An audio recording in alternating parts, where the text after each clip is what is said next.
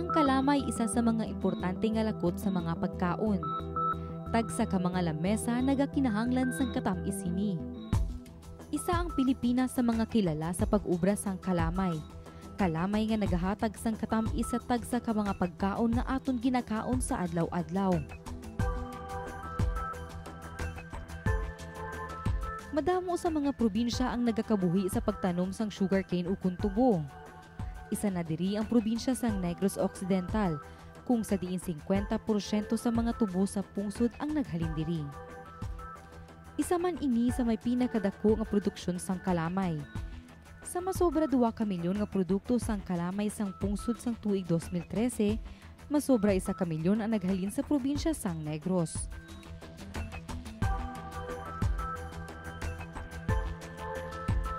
Sa sulod sang 1 ka tuig, 9 ka bulan ang ginahulat agud manginhanda na ang mga tubo. Ang 3 ka bulan, nagasugod sa bulan sang Hunyo tubtub Agosto, ang ginatawag na Tiempo Muerto ukon ang dead season. Well, that is the period that the sugar milling stopped already. Sa iniman nga mga binulan, nagaantos ang mga sakada bangod wala sang obra. Para may inugasto sa matag adlaw, sila ang nagapangita na lang sang alternatibo. Diri sa syudad sang Bago ako nakilala ang isa ka pamilya nga masobra na 1 ka dekada nga nagaubra sa kampo. Halos tanan nga pamilya sa ini nga barangay nagasalig sa katamis ang tubo. Kaangay na lang sang pamilya ni Angeline.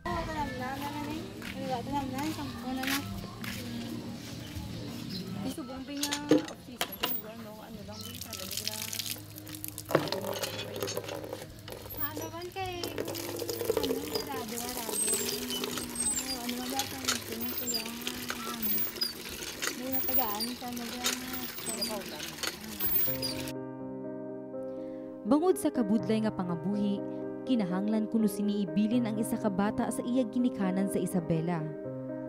Ang sweldo nga makuha sang iya bana sa kampo, ang ila lang kuno ginapaigo sa iya pamilya. Paano niyo pinapaigo sa mga pagkain? Dawat na kami bugas eh. Ano naman? Ay, suda naman. Na budget daw. Okay man sa amin eh. Sa kami na. Kasi ay laswaman eh. Kabaka lamis dahil sa kadlaw. Isa naman ang munda. Hasta gabi na naman suda. Buti paano, bikong kulangon ka mo? Napangita-ngita naman kami. Kaya ulang-ulangan eh kung kulang yun nga ano. Kasama daw, okay mga sama niya nga. Tungod nagapadayon pa ang Tiempo Muerto, ang bana sini nga si Herminio temporaryo nga nagaubra sa talamnan.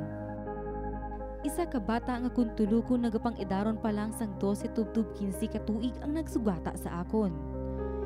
Sa idalom sang mainit nga butlak sang adlaw, nagaubra na ini sa talamnan. Nagpadayon ako agud pangitaon si Herminio.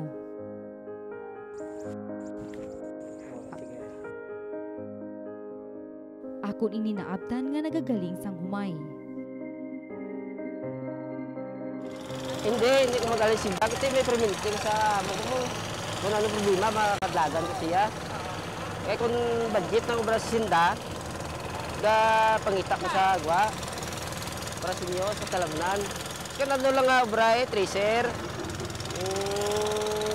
panghaw lumay. Basta makakita lang nga doon-adlaw. Kaupod ang iban pa nga mga nagaubra man sa kampo, temporaryo sila nga nagaubra sa talamnan samtang nagapadayon ang Tiempo Muerto. Bangod may masaligan ini sa tiun nga magakinahanglan sang bulig. Wala na ini sang plano nga maghalin sa kampo bisan pa makapoy kag mabudlay ang obra. Sa kampo ya, budlay ang ibre mapot yo. Ike may perminti ko mo sa sinda. Pagka daw ang obra sa sinda, ma-extra ko diya sa lamnan. Sa sulod sang 3 ka bulan nga Tiempo Muerto, padayon man ini nga nagaubra kag ginabantayan ang masunod nga pagpatawag sa ila sa kampo nga ginaubrahan. Basta mga tapos bulan yun. Siyempre, bagay abre galing naman. Di wala naman to lubrahan mayo mo. Muna nga diri ko nag pamulya kiti ari di ang kita yang di kayo mabudayan sa kinanglan mo sa adlaw-adlaw. Padayon ini nga nagaubra sa talamnan agud mahatag ang pang-adlaw-adlaw nga kinahanglan sang iya pamilya. Ang init sang adlaw kag kakapoy sa ubra ang hindi na importante sa iya. Sa sulod sang 3 ka bulan, si Herminio kaupod ang iban pa nga mga sakada. Nagalibot sa mga talamnan nga nagapangita sa manug-ubra para lang maipakaon sa ila pamilya. Mas budlaya kiti. Init ulanda ng mga gina sulay da para mabuhat ang inyong pamilya. Padayon sila nga nagahulat nga makabalik sa hasyenda para liwat makita ang katamis ng ila nga pagpangabutlay. 3 ka bulan nga paghulat.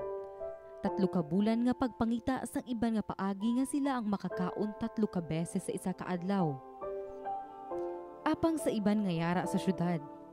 Masami nga wala na ini nagakahatagan sang atensyon. Ang 3 ka bulan nga ini. Tigkiriwi kung tawgon sang mga sakada kag dumaan.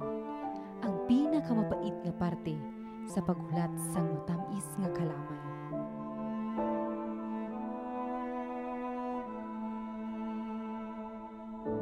Trixia Montes para sa Issue Subong.